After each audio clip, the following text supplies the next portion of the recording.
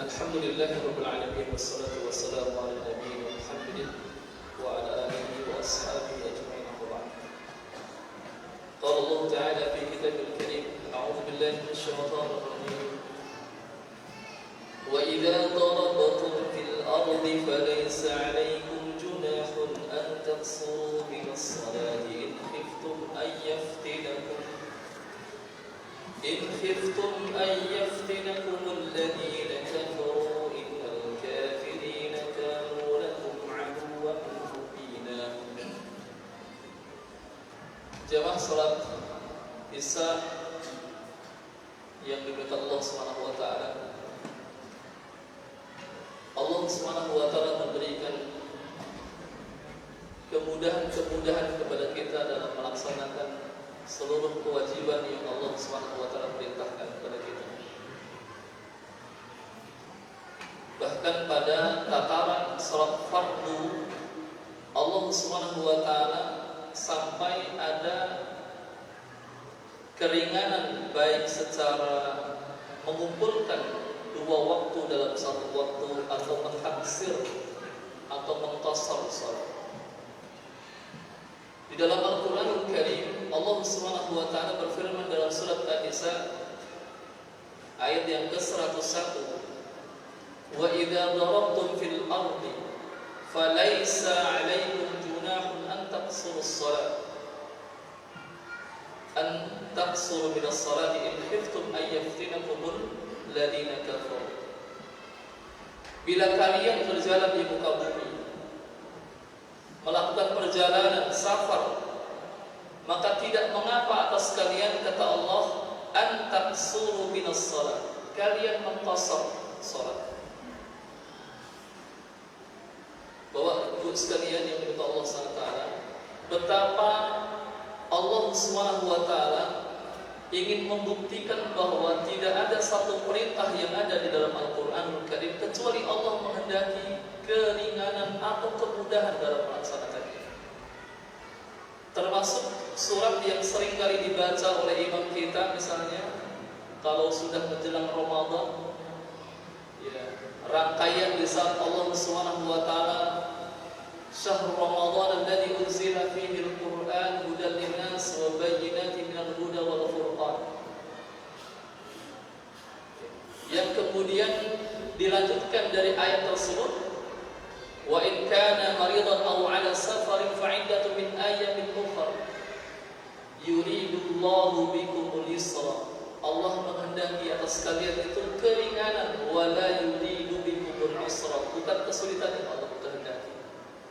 Di situ juga ada makna kalimat kata wa man kana maridan aw 'ala safarin fa 'iddatun min ayyamin ukhra.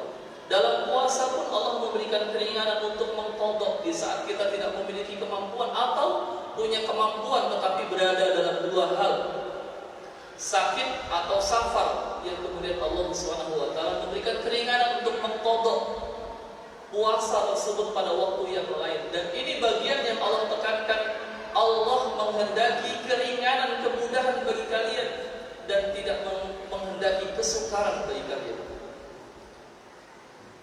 Jemaah sekalian yang dimuliakan Allah SWT, namun betapapun Allah memberikan kemudahan-kemudahan, bukan berarti kita mencari yang mudah-mudah atau menggampangkan perintah Allah SWT. Salah satu hal yang seringkali mencerminkan mencari hal-hal yang memudah-mudahkan perkara yang Allah perintahkan adalah ketika kita tidak memperhatikan kaedah-kaedah yang memang harus kita jaga di saat kita menunaikan kewajiban tersebut. Di antaranya contoh adalah tadi terkait dengan salat saja. Dalam salat, Bapak Ibu sekalian yang dimuliakan Allah SWT, Rasulullah SAW ini berkaitan dengan adab-adab makmum dan imam.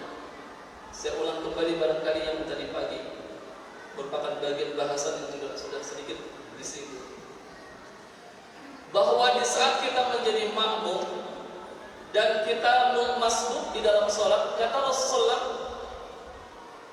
wa idza ji'tum ila sholati wa nahnu sujudun fasjudu.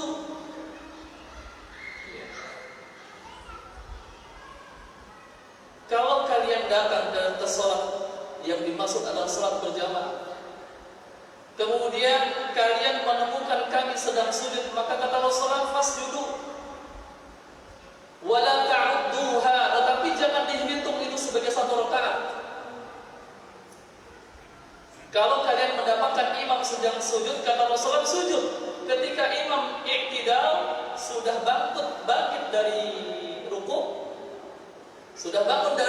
maka ikuti iktidalnya, bukan mengikuti rukunya. Kenapa? Rukunya sudah ketinggalan, jangan diikuti, itu bukan mengikuti imam. Dan bila mana buat sekalian, kalau kita masbuk, imam sudah berdiri dari ruku, lalu kemudian kita mengejar imam ruku, tetapi tidak berbarengan dengan imam, maka Rasulullah SAW tidak memasukkan itu sebagai satu rakaat. Tetapi wa idza adraku birrak'ah, tapi kalau kalian mendapatkan ruku di situ, kata Rasulullah, maka engkau mendapatkan sholat. Artinya satu rakaat itu engkau sempurna dengan mendapatkan hanya ruku, walaupun engkau tidak mendapatkan imam membaca Fatihah. Sekali lagi buat sekalian, karena hal ini sangat penting. Kenapa? Jangan sampai kita melakukan kewajiban sholat, kita harusnya sholatnya asar 4 rakaat, kita masuk ketinggalan imam ruku, imam sudah kemudian iktidal, berdiri dari bangun dari ruku, lalu kemudian kita sendiri melaksanakan ruku, maka Rasulullah mengatakan bahwa itu tidak masuk dalam, atau jangan engkau hitung itu sebagai satu rakaat yang sempurna bagi kalian, tetapi engkau harus sempurnakan kekurangannya dengan menambahkan satu rakaat setelah salamnya imam.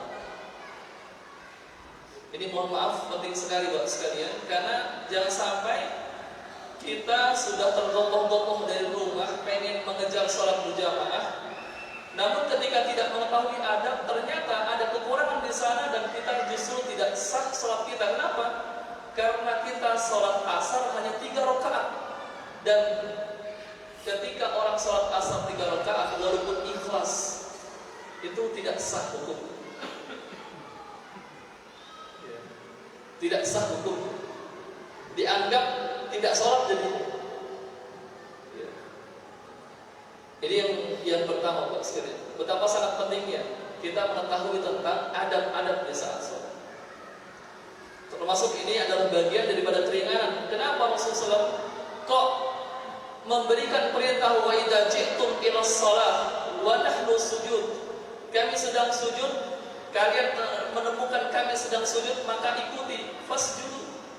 Tetapi jangan engkau menghitungnya sebagai satu rakaat. Kenapa nggak nunggu berdiri saja? Di dalam keberkahan di saat kita menjadi makmum, betapapun kita tidak terhitung satu rakaat karena ketertinggalan rukuk, tapi kita ikut sujud bersama dengan imam, maka Allah Subhanahu wa taala memberikan nilai keutamaan di dalam kebersamaan kita bersama imam. Termasuk ketika imam sudah salam di akhir, imam sudah salam, assalamualaikum, assalamualaikum, maka bersegeralah kemudian kita salam. Betapapun kita belum selesai membaca doa-doa yang ada di dalamnya. Kenapa? Bagi makmum, Allah Subhanahu wa taala tetap memberikan kesempurnaan di tengah kekurangan dalam bacaannya, dengan keberadaan imam yang ada di depannya untuk dia ikuti. Jadi kayak misalnya, mohon maaf Pak, bacaan saya cepat, bacaan Bapak lambat, saya sudah rukuk, walaupun Bapak belum selesai Fatihah, tetapi karena imam sudah kemudian rukuk, bersegera sampai rukuk. Kenapa? Apa yang menjadi kewajiban kita yang kita baca telah dibaca oleh imam, dan itu sudah dijamin oleh imam. Yang kemudian tidak boleh kita ikuti adalah di saat imam meninggalkan rukun di dalam sholat, maka itu yang tidak boleh ada ketaatan. Contoh diantaranya adalah salah satu rukun dalam sholat adalah tumakninah. Tumakninah, tenang dalam sholat. Ketika rukuk tumakninah, ketika iktidal tumakninah, ketika sujud tumakninah, ketika julus baina sajadain, duduk di antara dua sujud, suruh juga tumakninah. Maka ketika itu semuanya masuk dalam rangkaian terjaga tumakninahnya, walaupun menurut kita terlalu cepat, maka itu sudah sah. Yang tidak sah adalah di saat kita bermakmum dengan imam yang tidak ada tumakninah di dalam sholat. Ya, contoh yang sekarang ini ya, setiap Ramadan itu kan sering kita dapat informasi video orang sholat tarawih hanya dalam waktu hitungan menit. Ya. Itu tidak tumakninah, sudah meninggalkan rukun di dalam sholat, maka tidak sah hukum.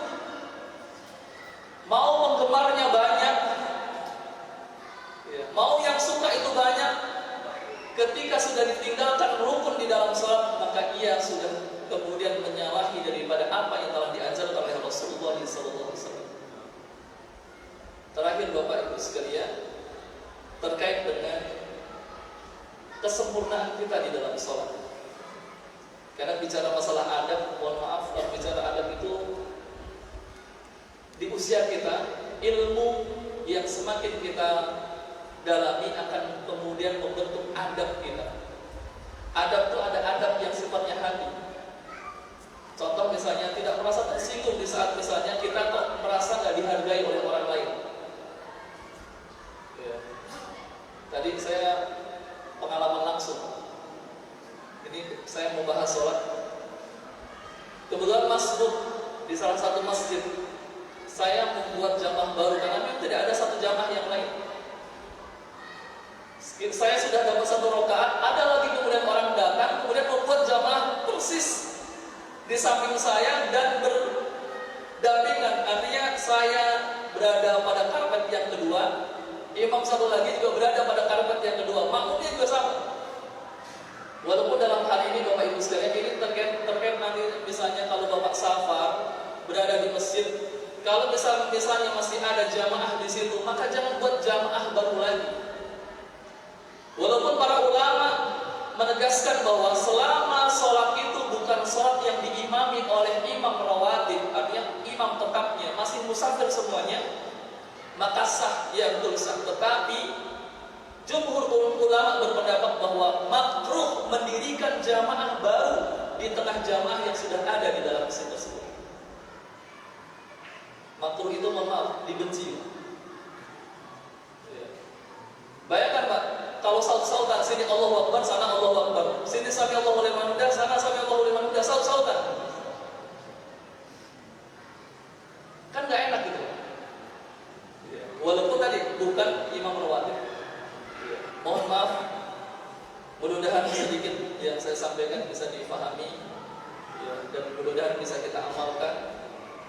Kita harus banyak mendalami ilmu agama terkait masalah fikih, agar hati kita semakin tertata, ya, melihat waktu semakin dekat akan iqamah, semakin habis waktunya, bagaimana kita juga kemudian menyesuaikan. Artinya bahwasanya Allah Subhanahu wa Ta'ala dan Rasulnya menata dalam kehidupan ibadah kita itu dengan penataan yang sangat luar biasa. Menjaga hati orang jauh lebih utama daripada kita menikmati sesuatu yang hanya kita menikmati sendiri. Misalnya, mohon maaf, kita sedang menikmati minuman yang paling segar, tapi di tengah orang lain yang sedang kehausan. Ini kan sesuatu yang memang tidak dosa, tetapi kurang memberikan atau kurang menunjukkan keadabannya di saat orang sedang dalam kondisi kehausan, sementara kita kemudian menikmati minuman yang sangat menyegarkan. Wallahu a'lam bishawab.